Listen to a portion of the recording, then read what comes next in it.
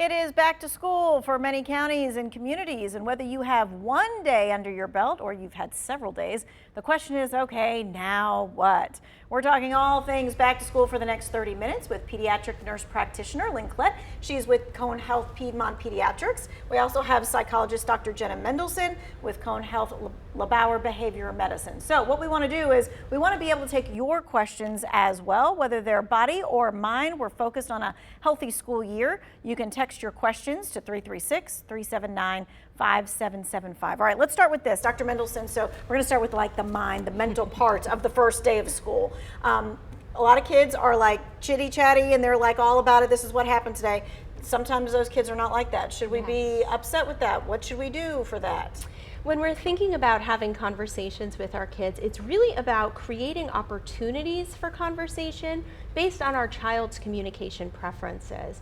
So if you have a child who really needs your undivided attention to open up, then you want to make sure that you're giving them that. Maybe you take them for a special snack after the first day where you're across the table from each other and they really have that. On the flip side, there are also kids who really don't want your undivided attention. They might want to be doing something, and that's when they feel most comfortable opening up. And so for those kids, you might get a coloring book and have it ready to go, or a Lego set that you can work on together so that the opportunity is there for them to communicate in a way that they feel comfortable with. Okay. I think as parents, you know, we're just like, we want to pounce, right? We just want to know everything. We want to know all the details. You got to spit it out right now.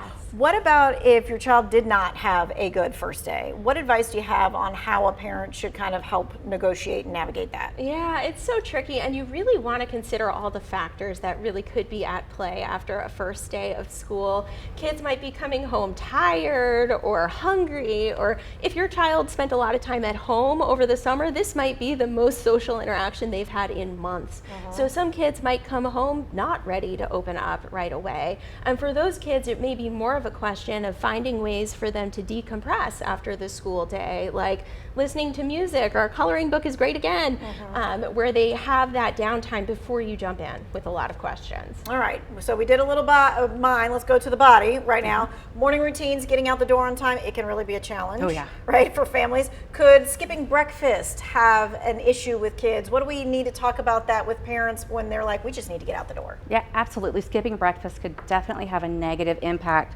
on the day. If you, as an adult, you can't focus if you're hungry, the same goes for kids. Only kids can always verbalize, oh my gosh, I'm hungry. A lot of schools have a snack time, but that's 10 o'clock in the morning. So if your kiddo is riding the bus, you know they've been up since 5:30, 6 o'clock in the morning, and 10 o'clock is a long way off for a hungry tummy.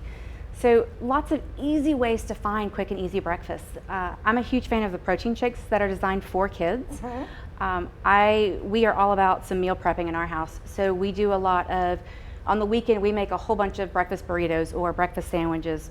So all you have to do is microwave it in the morning, breakfast is ready, they've got a good balanced meal, and they're ready to go. All right, so the shake and the breakfast burrito, those are two key possibilities that maybe you weren't thinking about in your household. Maybe we'll put the recipes on afterwards. All right, so the new school year comes tests, comes homework, comes experiences that can cause anxiety. Some kids might be feeling it already, so what can parents do to kind of help alleviate that anxiety? Well, first of all, reminding your kids that anxiety is normal. A 2020 study in the UK found that 55% of school-aged kids experience anxiety about upcoming tests, and 37% reported feeling very tense while they were studying. So anxiety is normal, and it's not necessarily bad for performance. One of the oldest laws in psychology, the Yerkes-Dodson law, tells us that a certain manageable amount of stress actually helps with performance, where people who are faced with a challenging task and feel a little stressed about it do better than people who are not stressed at all. So, motivates them. Exactly. Okay. You don't want it to become unmanageable, though. Right. That's the key. So normalizing the anxiety for your kids and then helping them think about how they might be able to manage it. Okay, and sometimes that manifests in their body as well, right? The anxiety can cause the tummy aches or the headaches or things like that. Absolutely. I talk a lot with my patients about, does it stop when you get home from school? Does it start before you go to school in the morning? If it does, it's more likely to be that anxiety related versus being sick. Headaches, tummy aches with being sick are often accompanied with fevers, We a lot of times see nasal congestion more than just a headache or just that upset tummy that goes with it, and it doesn't go away when taken out of that environment or that situation. So parents need to ask a few questions because, you know, very often Absolutely. the kid wakes up and they say, I don't feel good today. I don't want to go to school. And you're like, okay. Yes. Which way is it? All right. So no one wants to go back to school with sniffles, respiratory illnesses, although it seems like we all get them every single time the back to school starts. What can we do to help strengthen our kids' immune systems? Yeah, I'm a huge fan of probiotics. A very large portion of our immune system is based out of our GI tract. So one, teaching your kids, hey, don't put your hands in your mouth. Kids are gross. I love them, but they're gross. They touch everything. It's all truth. And then they put their hands in their mouth. And then a daily probiotic helps support the good bacteria in the gut. So it's a benefit. So those are the two biggest things. And then the other thing is if your child has cough and congestion, they can still go to school. If they have a fever, keep them home until they're fever-free for at least 24 hours.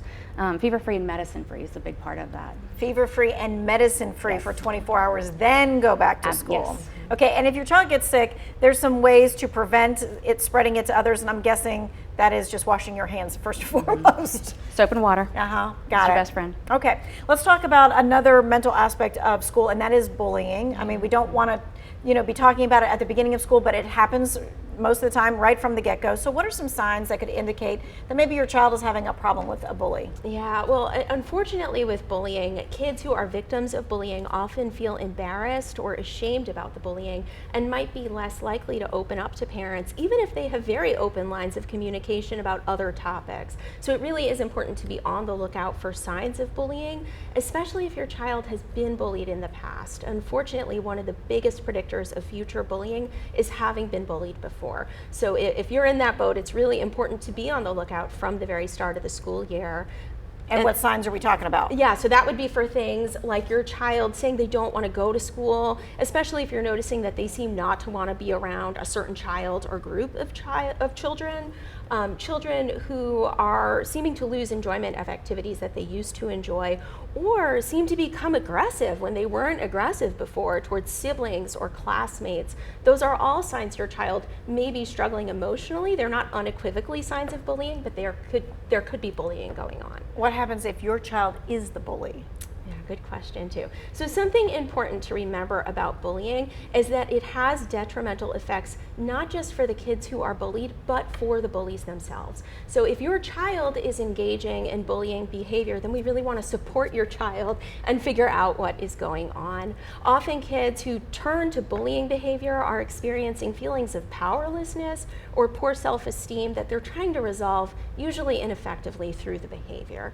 An important first step would to be open a conversation with educators to try to get a sense of the broader social landscape at school. There can be a lot of really complex factors that contribute to bullying, and it's really hard to know what's going on if you're not there to see it. So having a line of communication open with teachers is going to be really important. Yeah, it's not just enough to say, well, your kid's a bully. Okay, well, tell me what's going on. Tell me what's happening. I'm not saying that my kid's not doing that. I just want to know what the landscape is and then how we can best talk to that child. Exactly, like what triggered this, and then of course you want to have a conversation with your child where you're going to walk a really fine line of validating the emotional needs that may be driving the bullying while setting some firm boundaries around what behavior is okay and what's not. Okay, all right. We're going to take a quick break. We're going to be back. We're talking school lunch when we come back. One of the many things that can be a success or a real problem. We're going to talk about that next.